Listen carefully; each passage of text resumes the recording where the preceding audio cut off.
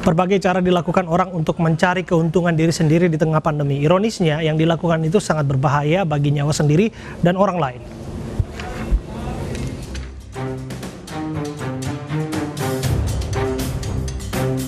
Penyebaran kasus COVID-19 di Indonesia masih tinggi dan terus meningkat. Di tengah tingginya kasus COVID-19, banyak oknum yang memanfaatkan keadaan untuk mencari keuntungan semata.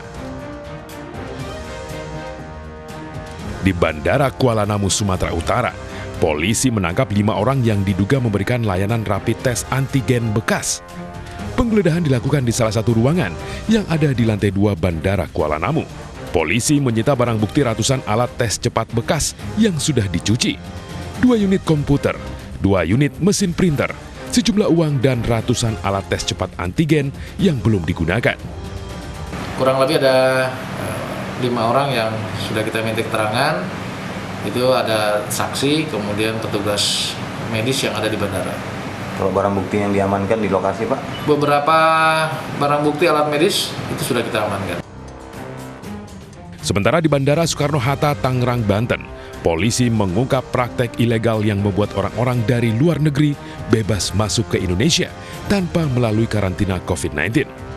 Kasus terbaru, seorang warga negara Indonesia dari India lolos dari karantina selama 14 hari. WNI tersebut lolos berkat bantuan 2 orang yang mengaku pegawai Bandara Soekarno-Hatta. WNI tersebut membayar 6,5 juta pada komplotan yang membantunya lepas dari kewajiban karantina setelah mendarat dari India. Saat keluar ini bisa langsung tanpa melalui karantina, terus kemudian bisa kembali ke rumahnya dengan imbalan beberapa atau 6,5 juta ya. Berhasil kita hasil rekening daripada saudara S, hasil pembayaran daripada saudara Cici. Cara lainnya, praktek jual beli surat hasil swab PCR atau rapid antigen palsu juga semakin marak terjadi. Surat tes tersebut digunakan sebagai syarat lolosnya penumpang membeli tiket moda transportasi. Komplotan yang terdiri dari pemilik agen travel, calo, dan pegawai fasilitas kesehatan memalsukan surat keterangan swab PCR atau rapid antigen dengan hasil non-reaktif tanpa melakukan tes. Surat keterangan non-reaktif COVID-19 palsu ini dipatok dengan harga ratusan hingga jutaan rupiah. Pelaku pun mengeluarkan surat palsu dengan mengatasnamakan salah satu klinik. Dengan hasil tes palsu ini, tentu saja dapat meningkatkan potensi penularan virus corona lebih luas.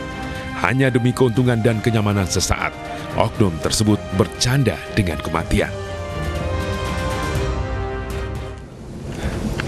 Dan kita akan tanyakan bagaimana informasi terkini mengenai penyidikan kasus ini kepada rekan kami Febrina Permata di Medan, Sumatera Utara. Febrina, bisa dijelaskan kepada kami apa tindak lanjut polisi mengenai temuan ini?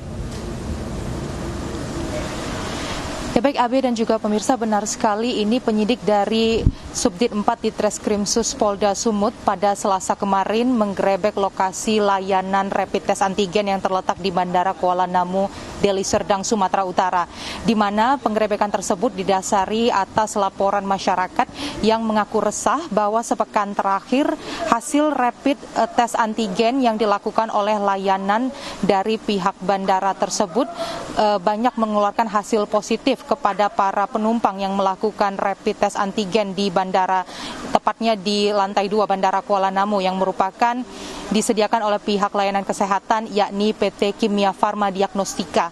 Dan dalam penggerebekan tersebut benar saja ditemukan banyak sekali alat rapid test, yaitu berupa swab stock maksud kami, alat yang dimasukkan ke dalam saluran pernafasan, baik itu hidung maupun tenggorokan, yang mana alat tersebut dalam kondisi sudah dicuci, didaur ulang, dan dimasukkan kembali ke dalam plastik untuk dipergunakan kepada para penumpang atau pasien yang akan melakukan rapid test antigen selanjutnya.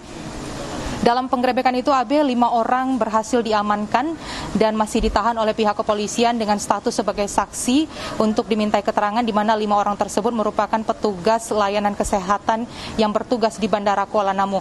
Hingga sore ini berdasarkan hasil konferensi pers yang kami terima, sudah ada 7 orang yang dilakukan penahanan dalam status sebagai saksi, di mana 5 orang tersebut berasal dari petugas layanan kesehatan yang bertugas di Bandara Kuala Namu dan 2 orang petugas Kimia Farma Kartini Medan. Dan petugas kepolisian masih melakukan penyelidikan dan pengembangan lebih lanjut terhadap kasus ini dan belum memberikan keterangan lebih jauh. Namun dari pihak Kimia Farma, Angkasa Pura II juga mendukung penuh proses penyidikan yang dilakukan pihak kepolisian, karena hal ini tentu sangat merugikan baik itu dari pihak pelayanan kesehatan maupun dari pihak bandara, karena sangat mencoreng nama perusahaan dan tentu saja hal ini dapat mengurangi kepercayaan dari masyarakat terhadap layanan kesehatan tersebut. AB, hingga saat ini layanan kesehatan rapid test antigen yang terdapat di Bandara Kuala Namu, tepatnya di lantai 2 di ruang mezanin, sudah ditutup dan masih dipasang garis polisi karena masih dalam penyidikan pihak kepolisian. Namun ada satu layanan rapid test drive-thru yang masih disediakan oleh pihak Angkasa Pura bagi para penumpang yang akan melakukan rapid test antigen. AB. Terima kasih Febrina Permata, laporan Anda langsung dari Bandara Internasional Kuala Namu di Deli Serdang, Sumatera Utara. Pemirsa, aksi perempuan melukis wajah dengan berbagai tragedi di Indonesia akan kami hadirkan usai jeda. Jangan kemana-mana.